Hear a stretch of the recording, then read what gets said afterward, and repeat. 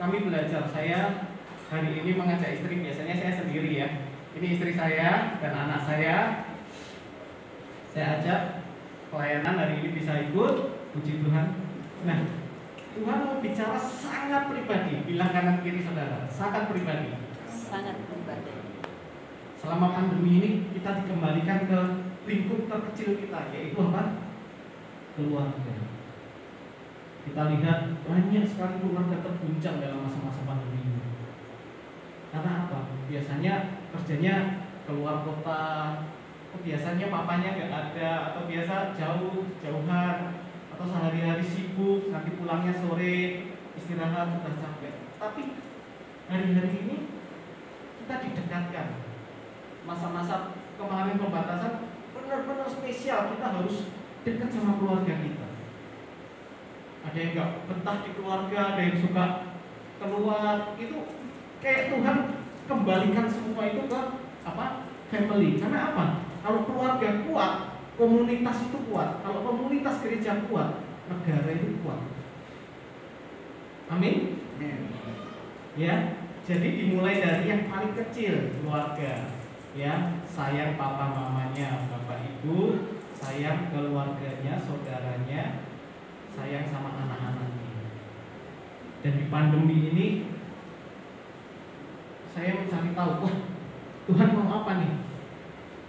Ternyata mulai tumbuh gereja-gereja rumah, di mana seperti jemaat zaman Kisah Para Rasul dulu, ibadahnya di rumah-rumah. Itu kita mulai ibadah di rumah-rumah. Kita punya misbah sendiri-sendiri. Nah, kita belajar. Mulai sekarang dilonggarkan. Tuhan kepingin kita tetap punya misbah itu. Amin. Jadi jangan hilang, ya. Jadi selama ada ibadah di rumah, kita belajar menyembah, memuji Tuhan di rumah, itu jangan hilang, nggak boleh. Tuhan pengen itu. Jadi benar-benar gimana kita pelayanan, nggak dilihat orang itu, hati kita datang ke Tuhan itu dengan tulus itu. Ini maksud Tuhan selama pandemi. Nah, selama ini kan biasanya ke gereja nih, wah kelihatan nih Wifi main keyboard. Siapa yang main, lupa saya namanya. Seim, ya, anaknya Pak Silaban. Nah, mungkin kita kelihatan nih di sini, wah kelihatan ke gereja.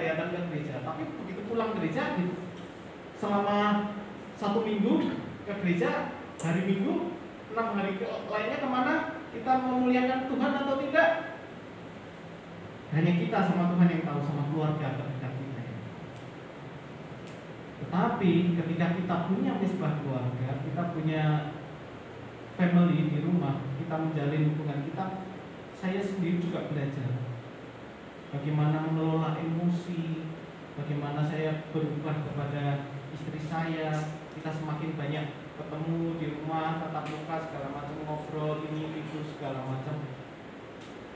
Itu Tuhan atur, seperti Tuhan atur. Jadi kita jadi komunikasi, menyediakan waktu buat anak. Anak-anak harus belajar online. Berapa banyak di sini ibu-ibu, bapak-bapak stres sama belajar online. Itu belajar online, jadi anaknya harus pegang HP. Kalau dulu anak dibatasi main HP segala macam, tapi sekarang tiap hari harus pegang HP. Mau nggak mau, karena pelajarannya mulai online.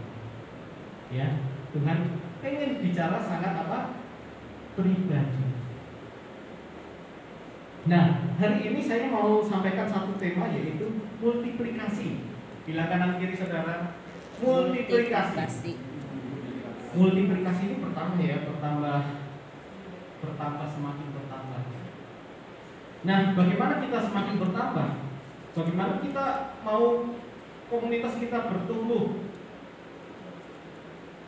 Nah, Tuhan siapkan ini dari mulai apa? Keluarga. Kita solid dulu nih di keluarga, kompak dulu.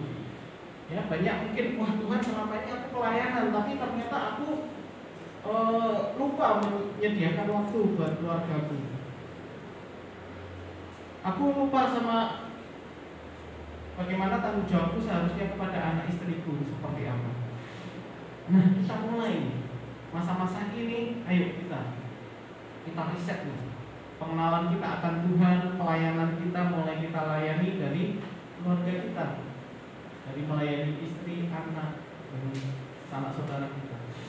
Dan mulai nih, kita mulai bicara nih multiplikasi. Sebentar lagi, ini seperti yang Pak Niko katakan, ya, penuaian ini kita akan penuaian yang besar-besaran nih. Nah, karena apa? Anak-anak Tuhan selama pandemi ini bentuk geblek di dalam keluarga, sehingga kita mulai masuk komunitas, kita siap bermultiplikasi. Kita buka 2 Timotius 2 ayat 2. 2 Timotius 2 ayat 2. Kita belajar firman dari 2 Timotius, bisa ditampilkan.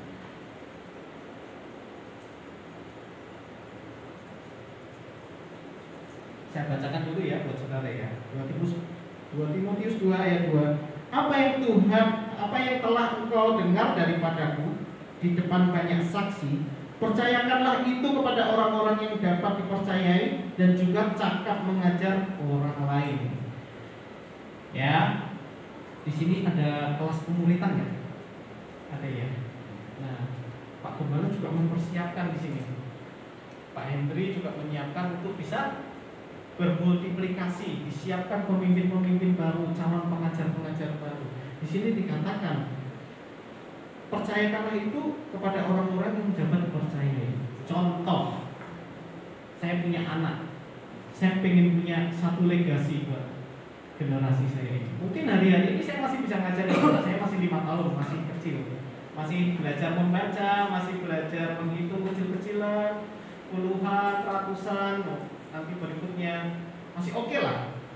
Tapi suatu saat mungkin saya sudah tidak bisa mengikuti lagi karena pelajarannya udah beda. Berapa banyak Bapak Ibu Saudara di sini sekalian anaknya sudah tumbuh dewasa dan waktu dapat tugas online udah kebingungan ngajarinnya gimana? Ini nyarinya gimana? Kadang tanya Google pun wah banyak sekali jawabannya. Harus menerang gini bla bla bla dan mencari tahu yang satu yang pasti. Nah, zaman selalu akan berubah. Cuma satu hal yang kita ajarkan kepada anak kita, yaitu pengenalan akan Tuhan itu segalanya. Amin. Nah, saya rindu anak saya ini menjadi baik. Mungkin saya pernah merasa terlalu keras juga buat dia. Saya juga koreksi diri. Kadang kalau pas berantakin semuanya, biasanya ya kalau punya anak rumahnya berantakan segala macam ya. Kadang masih ada, kita harus pikirin pekerjaan segala macam, anak rewel segala macam. Nah, untuk mengelola emosi di situ emang tidak mudah. Dan satu hal kita mengajarkan anak ini untuk punya nilai, yaitu nilai-nilai hidup yang baik. Tanggung jawab diajarkan, kalau main boleh tapi ditambah. Selesaiin dulu tugas sekolah, baru boleh main. Itu selalu kita ajarkan. Untuk apa? Supaya anak kita ini nanti baik, bertumbuh menjadi baik. Kalau ada orang menyapa, tegur sapa, minta maaf, minta tolong, terima kasih, itu kita ajarkan. Nah, sama seperti Tuhan Yesus, ketika dia memilih 12 murid itu, dipilihnya mereka ini orang-orang yang benar-benar sudah Tuhan pertimbangkan. Tidak pernah Tuhan memanggil waktu mereka nganggur, muridnya baru ungkang-ungkang kaki, dipanggil, "Lu daripada nganggur ikut gua yuk," gitu. Enggak. Tapi Tuhan panggil waktu murid-muridnya itu waktu bekerja. Karena apa? Tuhan mau bekerja sama kita yang mau. Bilang kanan kiri saudara lagi, yang mau. Ayo, kita harus peka. Kadang kita nggak peka akan panggilan Tuhan. Nah, untuk bermultiplikasi, Tuhan pengen kita bergerak, tidak diam saja. Meskipun di masa pandemi di rumah saja, tapi kita move, harus bergerak, ya. Nah, jangan menyanyiakan kesempatan ini. Nah, seperti Maria, saudara tahu cerita Maria waktu ketemu Yesus. Dia tahu waktunya sudah tidak banyak untuk ketemu Yesus, mungkin waktunya tidak banyak lagi. Makanya dia bawa apa? Buli-bulinya ya, dia ambil buli-bulinya, baca ini budi-budinya. Waktu dia datang kepada Yesus, dia pecahkan ini. Satu-satunya yang dia punya, ini harta yang paling berharga bagi dia, diambil. Minyak ini dipecahkan untuk dibasuh di kakinya Tuhan Yesus. Nah, ini barang yang paling dia punya, yang paling berharga bagi dia. Dia pecahkan. Saya mau tanya, seberapa banyak kita sudah memecahkan hal yang kita anggap berharga untuk kita persembahkan kepada Tuhan? Nah, apa itu yang kita miliki? Mungkin kepandaian kita, mungkin hati kita punya hati yang pengen melayani segala macam.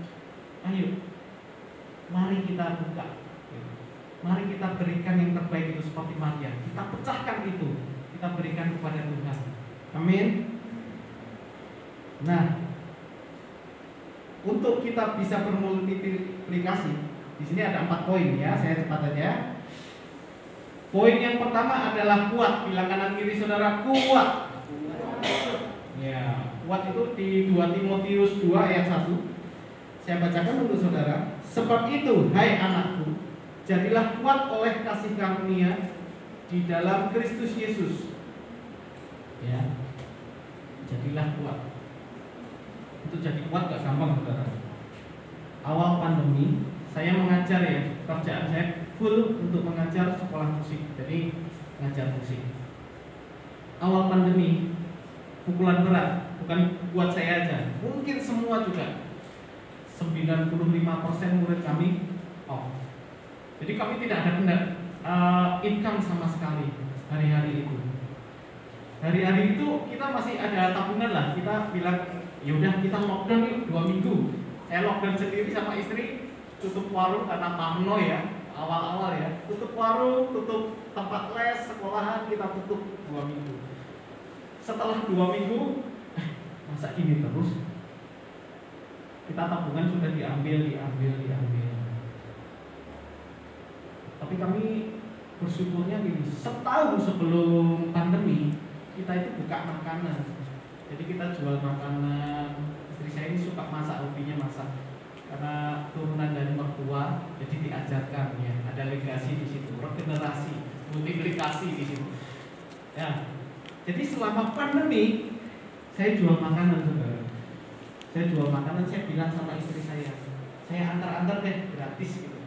Kita jualan sampai frozen food, jadi kita jual kayak ayam bakar, iga bakar, jengkol, masakan gitu, orek tempe gitu. Kita packing, kita masukin freezer, kita kirim sampai ke Malang, sampai ke Jawa Timur, Jawa Tengah, kita kirim. Sampai saya kirim juga ke rumah-rumah murid. Kalau ada pesanan sehari-hari kita tawarkan, kita buka open PO. Saya datang ke murid. Sampai murid saya kalau panggil saya Mister gitu. Mister jadi tukang Grab. Saya bilang iya gitu. Karena apa? Di tengah pandemi ini kita tidak boleh diam aja. Kita harus ada suatu kreativitas. Firman Tuhan bilang tadi apa? Jadilah kuat, ya. Tidak diam saja. Karena selama kita cuma menunggu gitu, mau sampai kapan? Tuhan ajarkan ini untuk kita bisa multiplikasi, kita bisa merasakan berkatnya Tuhan. Tuhan itu sudah sediakan berkatnya. Cuman kadang kitanya nggak mau sudah mungkin berkatnya sudah berjajaran, cuma kita nggak mau ambil itu, tidak mau ambil kesempatan. Kita tidak mencari satu kesempatan. Nah, puji Tuhan, kami bisa menghidupi keseharian kami, karena kita kan juga harus memikirkan ya, bayar listrik, untuk anak, segala macam.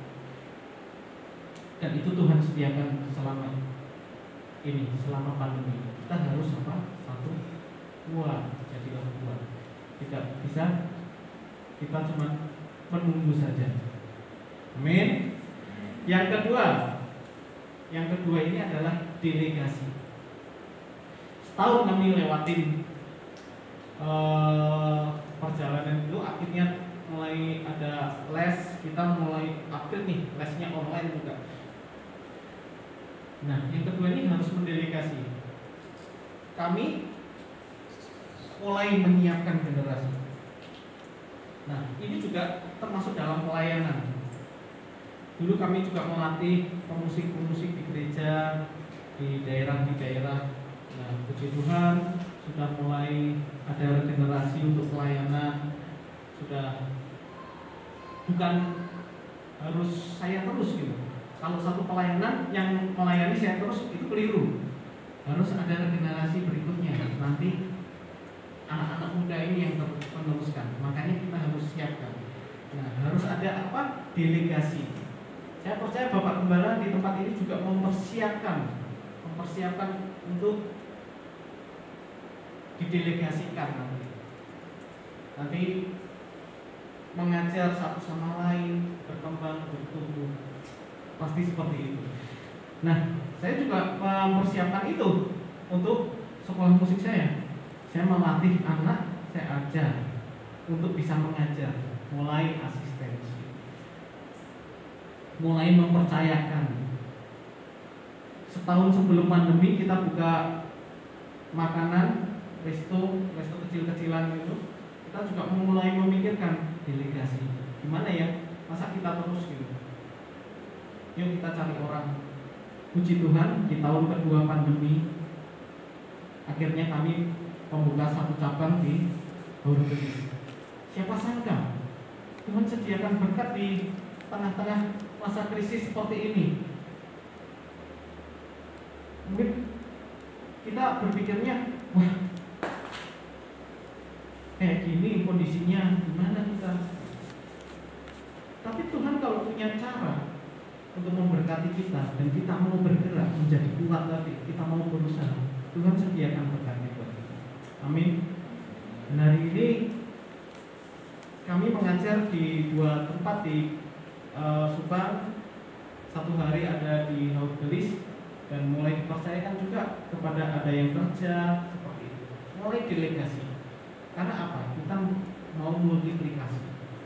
Ya, demikian juga di pelayanan. Seperti tadi saya juga mau mulai melatih anak-anak muda. Saya nggak mau pelayanan saya nanti berhenti waktu saya sudah nggak kuat lagi, pelayanannya berhenti. Itu keliru. Pelayanan itu pekerjaan Tuhan. Pekerjaan Tuhan akan tetap terus berjalan.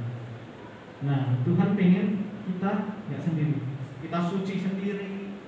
Bayangkan kita belajar sendiri, kita pintar sendiri, kita suci sendiri, kita masuk surga sendiri, saudara-saudara. Tingu gitu, sendirian nih di surga. Keren ya surga ya, keren ya jalan-jalan, keren ya. Sehari, 2 hari, 3, nggak seru. Cuman seorang diri di surga. Mau masuk surga tapi sendiri. Saudara harus mulai memikirkan, aku pengen ngajak teman-temanmu ke sana. Gimana caranya? Yuk kita belajar tentang firman Tuhan. Bagaimana mempresentasikan kerajaan Allah di tengah bumi. Nah, Tuhan pengen kita ini saling bersinergi. Jadi dalam komunitas ini, dalam kehidupan sehari-hari, dalam keluarga, saudara menjadi seorang ayah, seorang ibu, seorang anak yang excellent. Sehingga orang-orang tetangganya lihat, wah, si A ini kok orangnya asik ya di keluarga ya, kok bisa gitu. Orang bertanya-tanya, kenapa sih? Oh, dia anak Tuhan. Sehingga orang itu memancing orang untuk pengen tahu siapa sih Yesus, pengen kenal sama Tuhan. Karena keluarganya ini si A asik. Karena bapak ini rajin, usahanya diberkati Tuhan. Aku pengen seperti itu, bagaimana? Harus ada pengenalan akan firman Tuhan. Karena dari situ awal dari semuanya. Amin. Yang pertama kuat tadi ya. Yang kedua delegasi.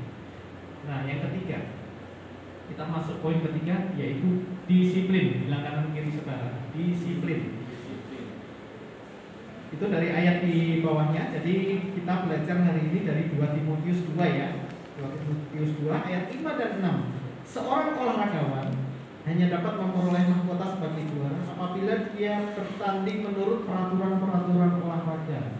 Ya, ada aturannya. Semua itu ada aturannya. Seperti kita harus prokes hari-hari ini, ada aturannya. Supaya apa? Supaya kasusnya tidak melonjak naik. Ini perlu saudara-saudara. Mungkin hari-hari ini kita lihat wah, pakai masker terus mengap segala macam. Kemarin saya habis chatting sama teman saya di Belanda. Dia cerita, di sana kasusnya meningkat. Dan kita bersyukur di tempat ini. Kita doakan terus buat Bapak Presiden beserta staf jajarannya semua stakeholder, semua masyarakat kita doakan terus. Teman saya yang di Belanda ini, dia sudah umur 60. Kita ketemu waktu di Bandung. Jadi waktu dia berkunjung ke Indonesia di Bandung, kita ngobrol, terus akhirnya kenal baik. Setiap tahun kesini pasti kita berjumpa. Nah, dia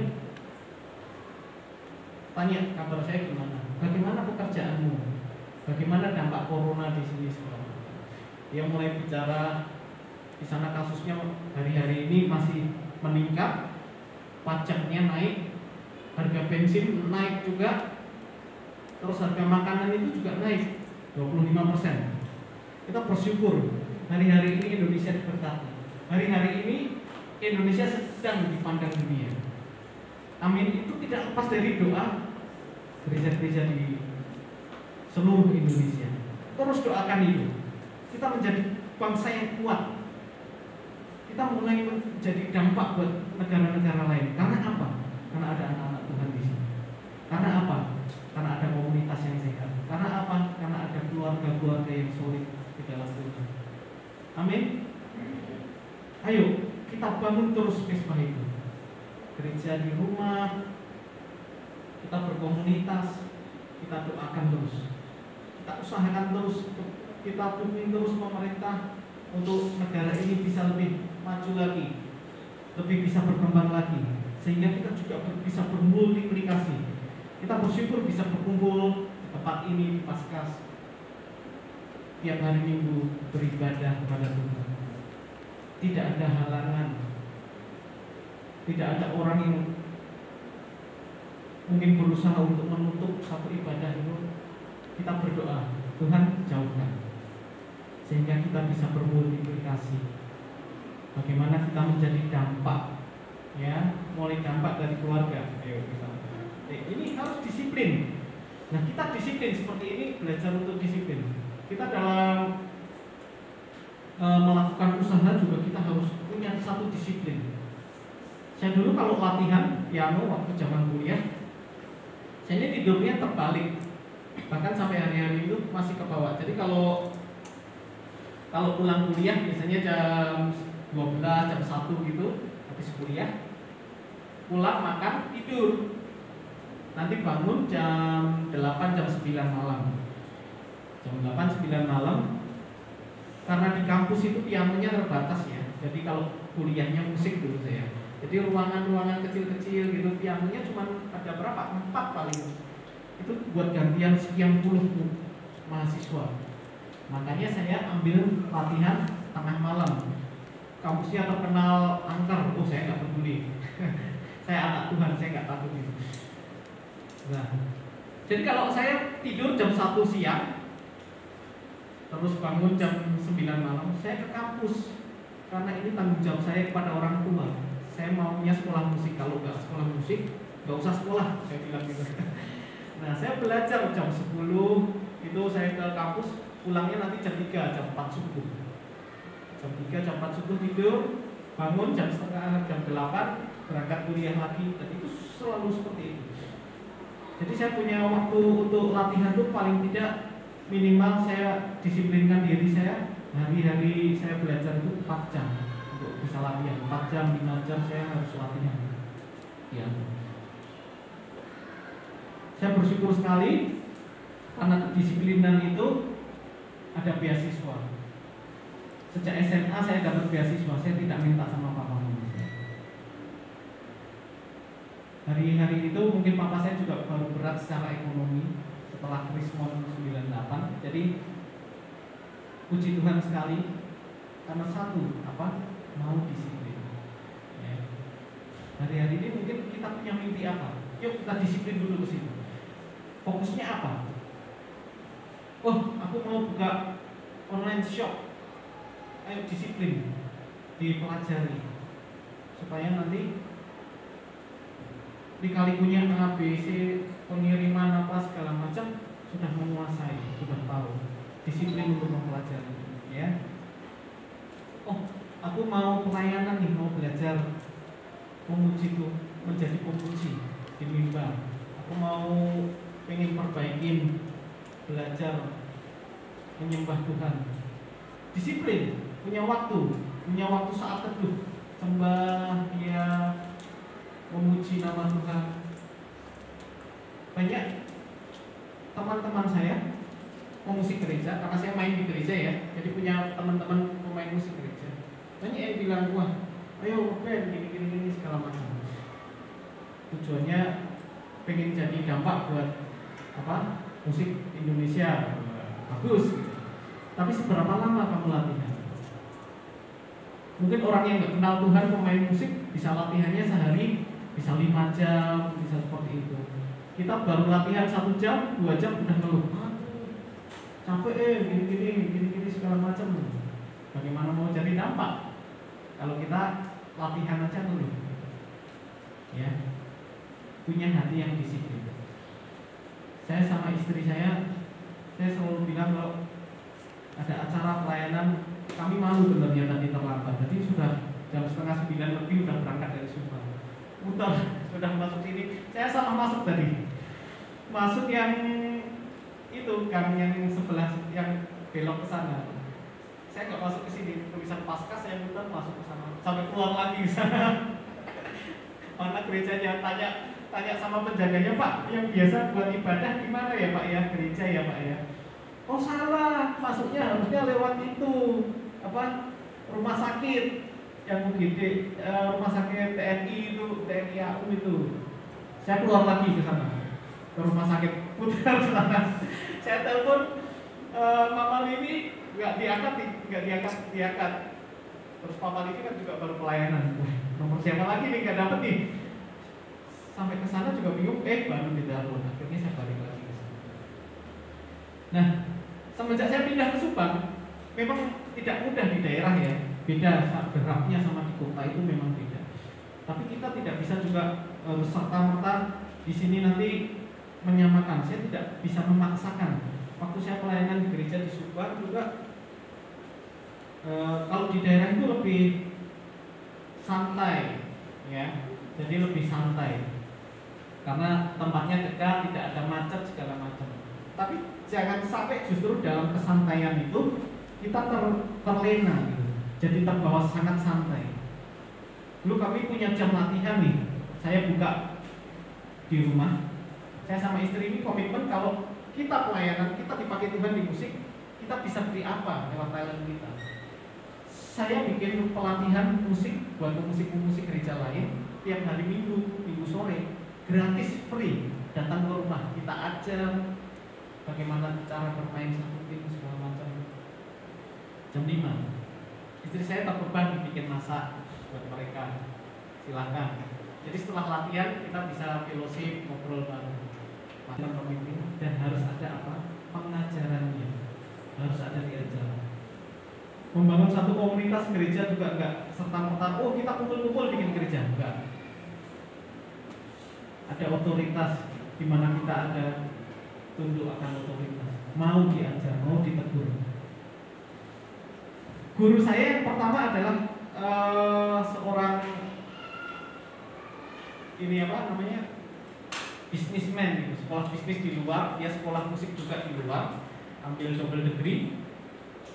Waktu pulang ke sini, lihat saya, waktu mau pelayanan, lihat saya aja, coba lihat kamu main, dibilang jarimu seperti tit, ya, sensor ini, tidak layak dikatakan. Jadi saya kasih tit, ya, kalau lihat di TV juga, itu sangat menyakitkan saya. Tapi hari itu kalau saya menyerah, saya mungkin tidak jadi guru musik sekarang.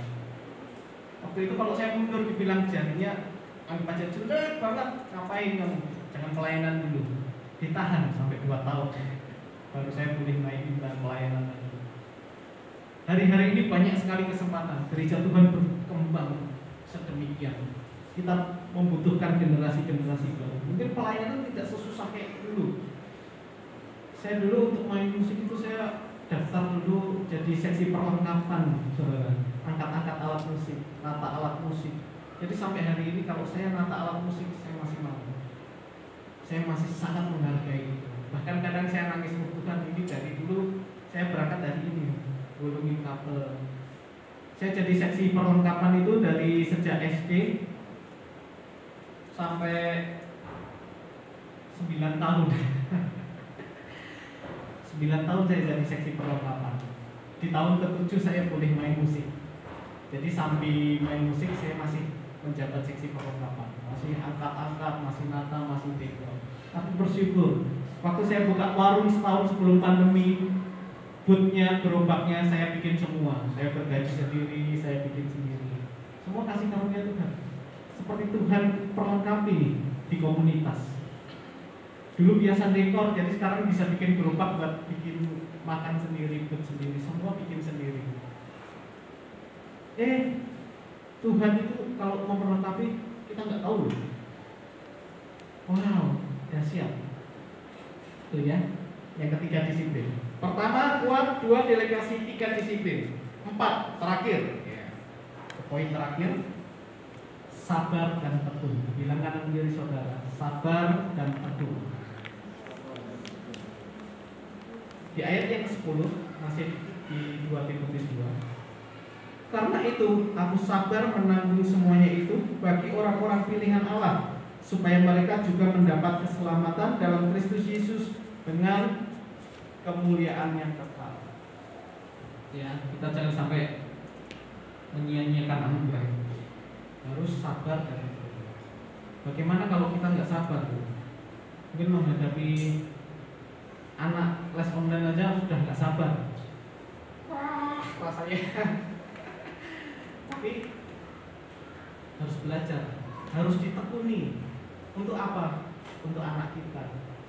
Anak kita pendidikannya akan lebih baik, pengetahuannya akan lebih luas. Kita akan senang. Mungkin suatu saat nanti saya akan menjadi seperti Bapak. Ini saya akan sudah ketinggalan jauh sama anak-anak saya.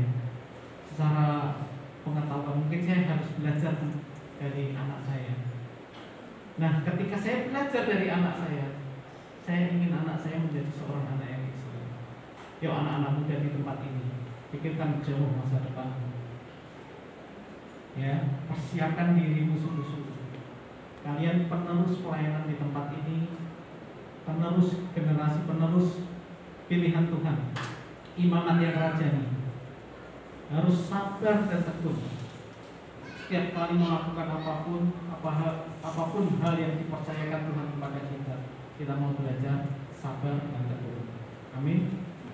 Ini sebenarnya saya mau putarkan video, cuman tadi saya masukkan nggak bisa. Nah, saya tekankan lagi di sini tadi 4 poin: kuat, delegasi, disiplin, sabar dan tekun. Untuk kita bisa bertambah ya, bermultiplikasi. Jadi multiplikasi bukan bicara secara jasmani apa yang kita lihat, tapi bagaimana kita juga bisa bermultiplikasi dalam roh kita, hubungan kita kepada Tuhan. Bagaimana kita bisa multiplikasinya itu yaitu ini, kalau bagaimana kita menghidupi firman ini, orang itu lihat kita bagaimana, terutama orang-orang terdekat tadi ya di masa pandemi. Mereka temukan Yesusnya. Kadang kalau kita marah kebangetan, wah, apa ini anak Tuhan? Banyak hal-hal seperti itu yang menjadi ganjalan bagi orang-orang di sekitar kita. Ayo sabar dan tekun, ya, disiplin, kuat, mulai mendelegasikan, mulai memberi dampak, mulai mengajarkan. Saya panggil istri saya mungkin untuk main piano. Kita akan angkat satu ujian. Tuhan, kami bersyukur ada di tempat ini. Engkau sungguh baik. Biarlah mulut kami penuh dengan pujian, memuji, memuliakan nama Engkau. Biarlah kami mau belajar seperti Maria, memecahkan apa yang Tuhan berikan pada kami. Talenta kami, kemampuan kami dalam berbuat apapun itu Tuhan, kami mau berikan yang terbaik buat Tuhan. Kami mau pecahkan itu supaya baunya semerbak bisa dirasakan oleh orang-orang di sekitar kami.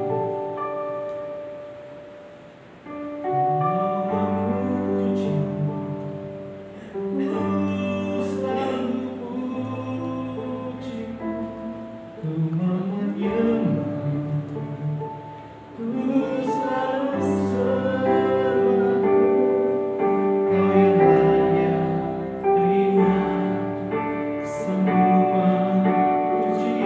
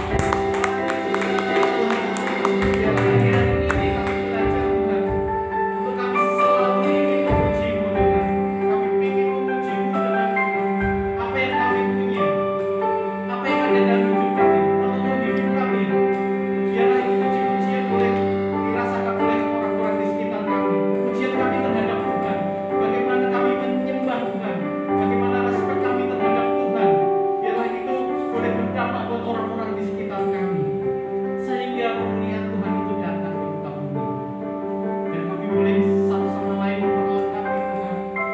Kami boleh menjadi satu komunitas yang kuat. Biarlah hari-hari ini kami boleh menabur pikiran kami, sehingga kami boleh menuai kebiasaan. Kemudian kami boleh menabur kebiasaan kami, sehingga kami boleh menuai karakter kami. Dan kami juga ingin menabur karakter kami, sehingga kami menuai destiny, satu panggilan Tuhan. Tuhan, tidak ada yang lebih indah kecuali kami mengetahui rencana-Mu dan kami hidup di dalamnya. Biarlah kami mengenali rencana-Mu setiap kami Tuhan. Tiap jemaat-Mu di tempat ini, baik yang tua, yang muda, kami saling melengkapi satu sama lain untuk membawa kemuliaan Tuhan semakin nyata di tempat ini. Datanglah kerajaan-Mu, jadilah kehendak-Mu di tempat ini seperti di dalam kerajaan surga, di keluarga kami seperti di dalam kerajaan surga, di bangsa kami ini seperti di dalam kerajaan surga. Kami bersyukur Tuhan, kami serahkan, biarlah firman ini boleh bertumbuh dalam setiap hati kami. Kami serahkan pertumbuhannya Tuhan yang pimpin, Roh Kudus yang sertai kami. Kami berdoa dan mengucap syukur, kami berkati sama-sama katakan amin.